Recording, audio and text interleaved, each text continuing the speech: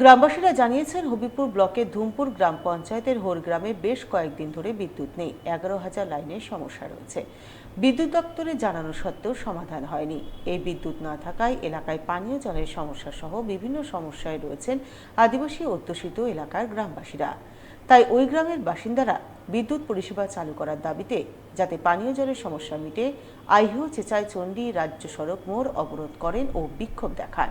জানা গেছে, এ বৃহস্পতিবার প্রায় 10টা নাগাদ শুরু করেন অবরোধ। 30 মিনিট ধরে অবরোধ চলে। এই পথ অবরোধের জেরে রাজ্য সড়কে যানজট সৃষ্টি হয়। অবরোধের খবর পেয়ে ছুটে আসে হবিপুর থানার পুলিশ এবং গ্রামবাসীদের সঙ্গে কথা বলে বিদ্যুৎ পরিষেবা চালু করার আশ্বাস দিলে পথ অবরোধ উঠে যায় বলে জানা গেছে। পরে স্বাভাবিক হয় যান চলাচল। আমাদের সমস্যা হচ্ছে, আমাদের দাবি আছে যে ইলেকট্রিক ব্যাপারে, লাইনের ব্যাপারে, মানে 2-3 দিন থেকে আমরা জল খেতে পাই না।